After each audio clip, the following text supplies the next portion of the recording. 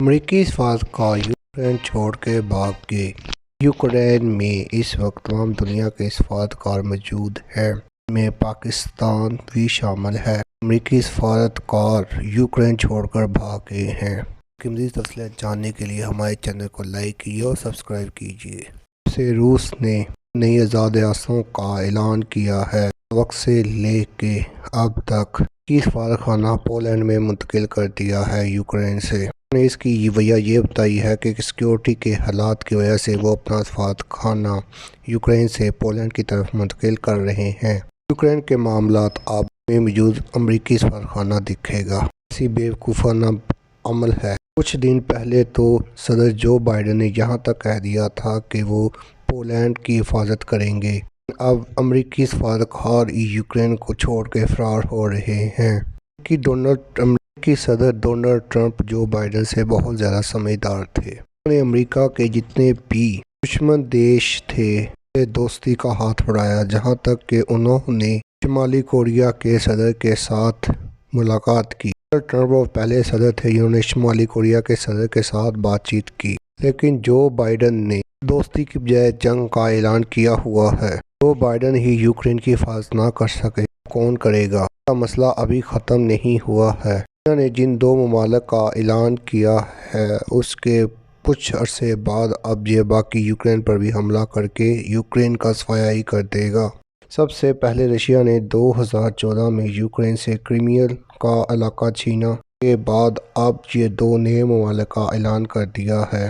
دو ممالک کی زمین پر بھی ابھی یوکرینی فوجی ہیں۔ امید ہے کہ جلد ہی رشین فوجی انہیں اس ملک سے بھگا دیں گے۔ کہ کچھ عرصہ بعد رشیا بیلاروس کی طرف سے اسٹرائک کرتا ہوا یوکرین میں داخل ہو یوکرین کا نام اس دنیا سے مٹا دے گا۔ یوکرین نے اعلان کیا ہے کہ وہ ایٹمی ہتھیار بنائیں گے۔ یوکرین کے پاس ایٹمی ہتھیار ہوتے تو وہ اپنی حفاظت کا انتظام کر سکتے تھے۔ یوکرین کے پرانے لیڈروں کی سب سے بڑی غلطی ہے، جس کا خمیازہ آج یوکرین بھگت رہا ہے۔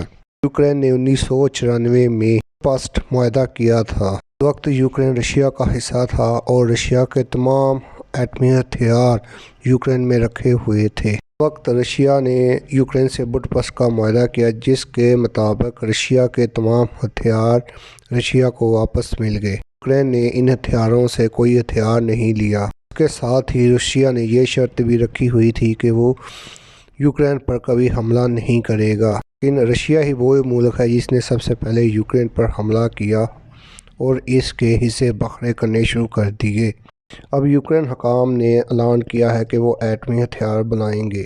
ان کے پاس ایٹمی ہتھیار تو نہیں ہے، لیکن ان کے بلیو پرنٹ موجود ہیں، جن کے ان پر سائنسدان عمل کرتے ہوئے اور جلد ہی بنا لیں گے۔ وہ رشیا کا مقابلہ کریں گے۔ اب تک نئے ملک آزاد ہو چکے ہیں، ان کو تقریباً 40 ملک نے تسلیم بھی کر دیا ہے۔ سب سے پہلے شام نے ان دو ممالک کو تسلیم کیا، اس کے بعد تمام سینٹرلی ریاستوں نے اس ملک کو تسلیم کر لیا ہے۔ اب پوری دنیا میں روس کی بالادستی قائم ہو چکی ہے۔ آہستہ آہستہ باقی ممالک بھی ان ممالک کو تسلیم کر لیں گے۔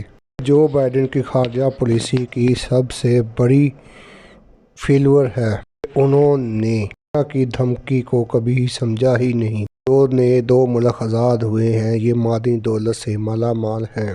ان میں اسٹیل، کوئلے اور گیس کے وسیع تر ذخائر ہیں، جو اب رشیا استعمال کرے گا، اس سے فائدہ اٹھائے گا۔ رشیا کا بیسیکلی ان دو نئے ممالک کو آزاد کرانے کا مقصد یہی تھا۔ وہ ان میں موجود قدرتی ریسورسز کو استعمال کرے گا اور اپنی طاقت بڑھائے گا۔ امریکہ نے رشیا پر شدید پابندیاں عائد کرنے کا اعلان کیا ہے، جبکہ جاپان نے اس کا ساتھ دینے کا اعلان کیا ہوا ہے۔ اس کے علاوہ چائنا نے بھی رشیا کا ساتھ دینے کا اعلان کیا ہوا ہے۔ پاکستان بھی رشیا کا ساتھ دے گا۔